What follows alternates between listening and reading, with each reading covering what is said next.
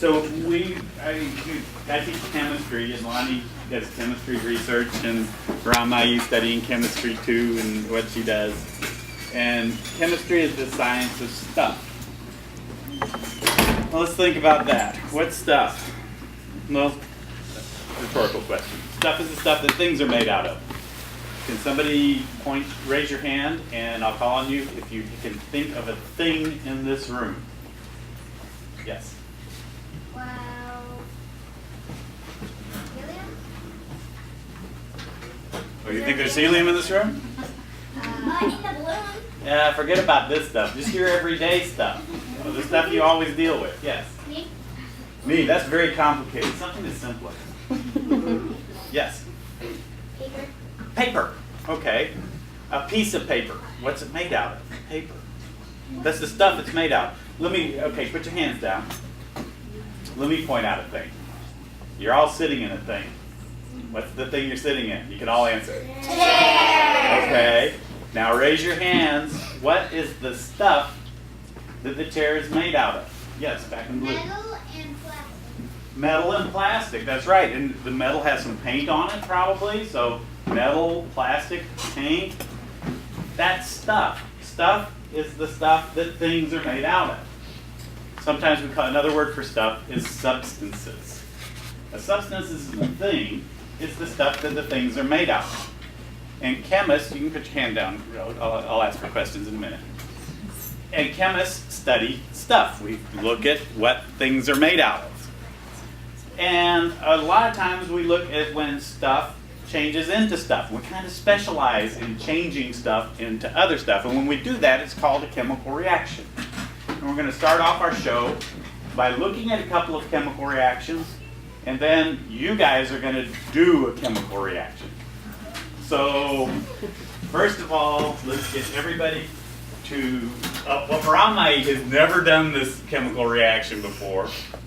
And I heard somebody say they thought there might be helium in that balloon. Let's see about that, Rami. Can you do an experiment or a demonstration to help us to determine whether that's helium or not? That way, it seems to be floating up, and I know helium floats up when it's in a balloon, so it has that property. In fact, how do you know what stuff is? Like somebody said that's plastic. What makes you think it's plastic? Yes? Because it kind of bends. Good. It's flexible. That's a property.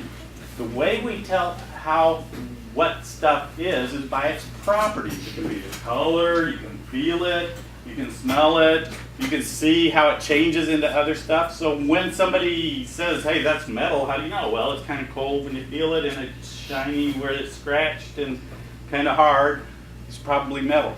Yes, question? You can tell if it's like plastic depending on the texture. Yeah, the texture. That's another property. Okay, so we call that a property. The way we know what stuff is, the way we identify a substance, is by its property.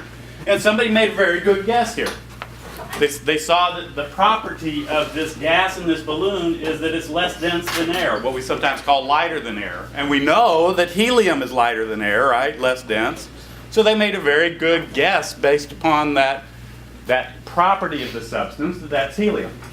We're going to try that's a physical property. We're going to try a chemical property to try and react it. We're going to try to light it on fire. So, Rami, you ready to do this? Yep. And when I say when, I need everybody to put their fingers in their ears. I think I've seen this one before.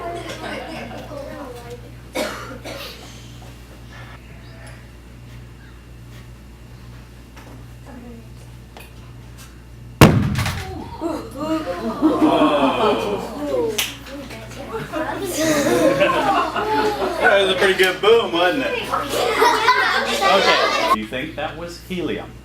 Yes, everybody, just yes or no? No. I heard some yes and I heard some no. Now, let's think about this. They use helium in birthday balloons. And do you think it would be very safe if we had that near your little sister's birthday cake with the candles burning? No. No, that wasn't helium. Helium, and the reason I can tell is because of the properties. I happen to know one of the chemical properties of helium is it doesn't burn, which is a good thing because we use it by birthday candles all the time, right? So you would want something that burns. This, so I could tell by that property that this wasn't helium because I know that helium doesn't burn. This one burns, and it's a substance called, this stuff was called hydrogen. And was that your guess? Yeah. Oh, good job.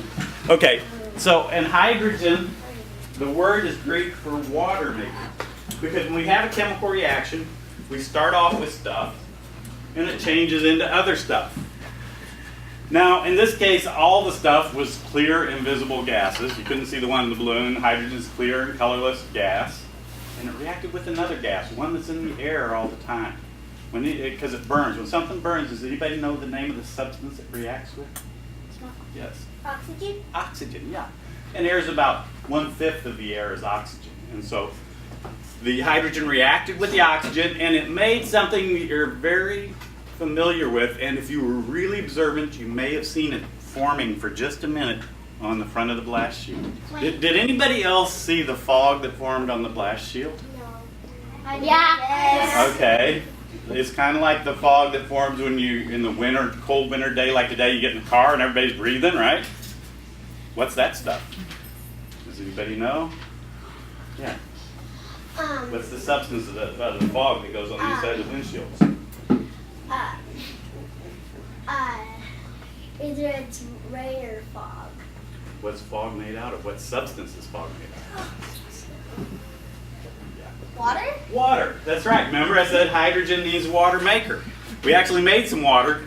Water at that temperature is steam, but some of it hit that cold blast shield and was a little bit of fog just for a second. We saw that.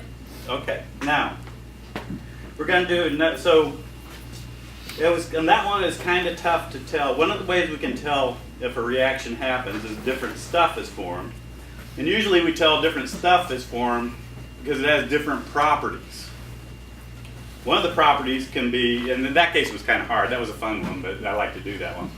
One of the properties that we look at a lot of times though is the state.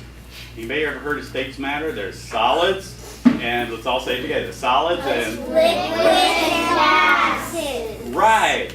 So I know that if it's a clear liquid and it's liquid at regular temperature, room temperature, it might be water. And if it freezes in my freezer, it might be water. So it changes to a solid. So we've got two kind, one's kind of a liquid and one's kind of gloppy. I don't know what kind of state you call that. Goo. Goo. Okay, so we're going to look at another chemical reaction.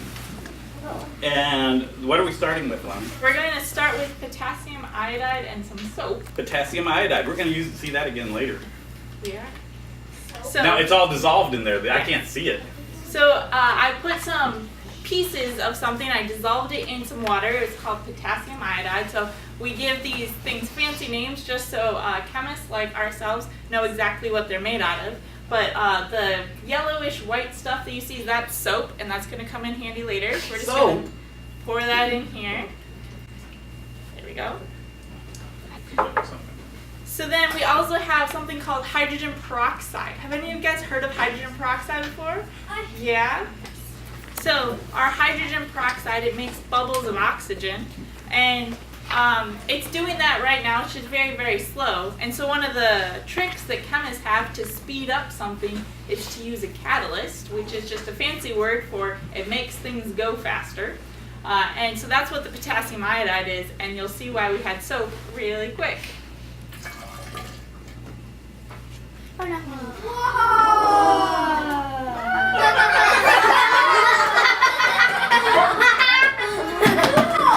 What's the name of this demonstration, Lonnie? So we call this elephant's toothpaste because it kind of looks like you're squeezing a giant tube of toothpaste.